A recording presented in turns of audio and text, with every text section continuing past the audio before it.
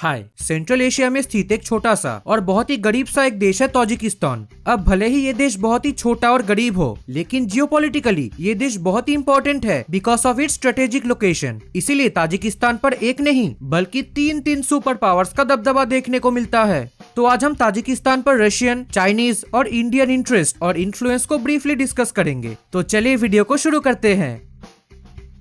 Soviet union टूटने के immediate बाद ताजिकिस्तान के अंदर एक सिविल वॉर शुरू हो गया था। एक तरफ था रहमान नाबियेव की सरकार और दूसरी तरफ था रेडिकल इस्लामिस्ट। रशिया रहमान नाबियेव की सत्ता को बचा लेता है और इसी के साथ ही ताजिकिस्तान रशिया के पाले में चला जाता है। देखा जाए तो ताजिकिस्तान एकदम से रशिया पर डिपेंडेंट है। लगभग 15 lakh Tajik migrant workers Russia में काम करता है। इन लोगों द्वारा भेजे गए रेमिटेंस अमाउंट ताजिकिस्तान की एंटायर जीडीपी का ऑलमोस्ट 32% है। मतलब ताजिकिस्तान एक पुअर और रेमिटेंस बेस्ड इकोनॉमी है। साल 1993 से ही ताजिकिस्तान CSTO का एक मेंबर स्टेट है। मतलब ताजिकिस्तान की सिक्योरिटी रशिया के हाथों में है। लगभग 7000 रशियन ट्रूप्स आज ताजिकिस्तान पर स्टेशन्ड है। साल 2022 में रशिया के ऊपर लगाए गए टफ सैंक्शंस के वजह से ताजिकिस्तान की रेमिटेंस अमाउंट में एक स्ट्रॉन्ग कट देखने को मिल सकता है।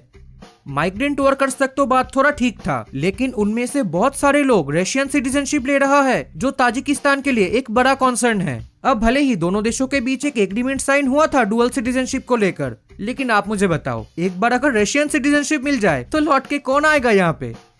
CSTO का एक मेंबर स्टेट होने के बावजूद भी आर्मेनिया के साथ रशिया ने जो खिलवाड़ किया और तो और यूक्रेन पर रशियन आर्मी जिस तरीके का परफॉर्मेंस दे रहा है, उसे देखकर ताजिक लीडरशिप को ये लग रहा है कि कल को अगर तालिबान वाले ताजिकिस्तान पर हमला कर देता है तो क्या रशिया आएगा बचाने। CSTO के कुछ मेंबर स्टेट्स तो आपस में ही लड़ते रहते हैं।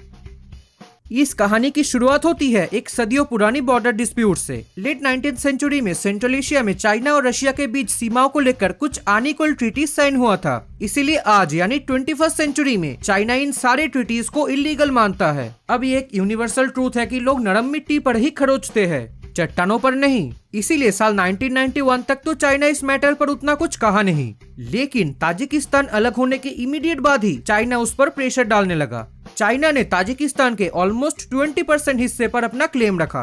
अब बेचारा ताजिकिस्तान इतने भरे ड्रैगन के सामने क्या ही कर पाता। इसीलिए साल 1999 और 2011 में ताजिकिस्तान ने अपने लगभग 1300 स्क्वायर किलोमीटर एरिया चाइना को हैंडओवर कर दिया, जिसके बाद चाइना अपने रेस्ट ऑफ टेरिटोरियल क्लेम को विड्रॉ कर लिया। मतलब ये तो वो वाली बात हो गई।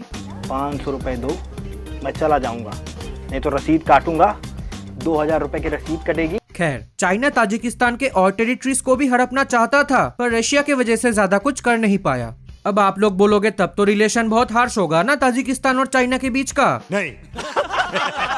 एक बार आप ताजिकिस्तान का लोकेशन देखो। ये शिनजियांग और अफगानिस्तान के एकदम बीच में लोकेटेड है और ताजिकिस्तान तो खुद ही एक मुस्लिम देश है। तो चाइना अपने शिनजियांग प्रोविंस को रेडिकलाइजेशन से बचाने के लिए ताजिकिस्तान को एक बफर जोन की तरह इस्तेमाल करते हैं। इसके साथ ही सेंट्रल एशिया के मिनरल्स पर भी ड्रैगन का नजर है।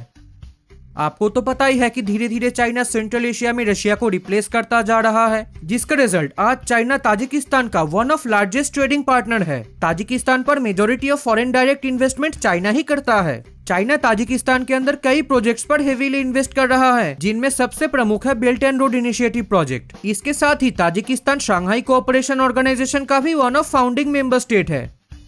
ताजिकिस्तान के पड़ोसी कौन है? अफगानिस्तान। इसीलिए शुरू से ही ताजिक गवर्नमेंट को एक ही डर सता रहा है कि कहीं एक्सट्रीमिज्म बॉर्डर क्रॉस करके यहाँ तक न पहुँच जाए। इस वजह से ताजिकिस्तान चाइना के साथ काउंटर टेररिज्म प्रोग्राम में कोलैबोरेट कर रहा है। रिसेंट ईयर्स में ताजिकिस्तान पर चाइनीज पैरामिलिट्री बेस की कंस्ट्रक्शन के खबर भी सामने आ रहा है। थोड़ी देर पहले मैंने आपको क्या बताया? चाइना ताजिकिस्तान के और टेरिटरीज को भी हड़पना चाहता था, पर रशिया की वजह से ज्यादा कुछ कर नहीं पाया। चाइना अपनी सॉफ्ट पावर यानी डेट ट्रैप डिप्लोमेसी का इस्तेमाल करके मिनरल रिच पामीर रीजन को हड़पने की कोशिश कर रहा है। ताजिकिस्तान की लोकेशन को इंडिया ने अच्छे से ऑब्जर्व किया है, इसीलिए शुरुआत से ही इंडिया ताजिकिस्तान के साथ अपने रिलेशन को बेहतर बनाए हैं, जिसका रिजल्ट इंडिया और ताजिकिस्तान के बायलैटरल ट्रेड वॉल्यूम में बढ़ोतरी देखने को मिल रहा है। इंडिया ताजिकिस्तान के अंदर कई प्रोजेक्ट्स पर काम भी किए हैं और आगे भी करेगा। एक लेस डेवलप्ड कंट्री होने के नाते ताजिकिस्तान इंडिया के ITEC प्रोग्राम का वन ऑफ बेनिफिशियरी है। इंडिया और ताजिकिस्तान दोनों ही कंट्री साल 2001 में तालिबान के खिलाफ बने नॉर्दर्न अलायंस का हिस्सा था। इसके बाद से ही इंडिया ने $7 करोड़ खर्च करके ताजिकिस्तान के आईनी एयरबेस को रिपेयर किए हैं। अब क्या इस एयरबेस को इंडियन एयरफोर्स ऑपरेट करता है, इसको लेकर कई अफवाहें हैं। खैर, फारखौर एयरबेस को लेकर ऐसी कोई अफवाह नहीं है। ये एयरबेस सच में इंडियन एयरफोर्स द्वारा ऑपरेट की जाती है। ताजिकिस्तान इंडिया के काउंटर टेररिज्म प्रोग्राम का भी हिस्सा है, इसीलिए हर साल कुछ ताजिक कैडेट्स को इंडिया द्वारा ट्रेनिंग दी जाती है। क्योंकि ताजिकिस्तान इंडिया का नेबर कंट्री नहीं है, इसीलिए आई थिंक ताजिकिस्तान को इंडिया से कोई भी खतरा नहीं हो सकता। तो ओवरऑल स्टडी करने से हमको यही पता चलता है कि Tajikistan is acting like a common playground of China, Russia and India. तो ये थी आज का वीडियो। उम्मीद करता हूँ आप सबको ये वीडियो पसंद आएगी। Thanks for watching.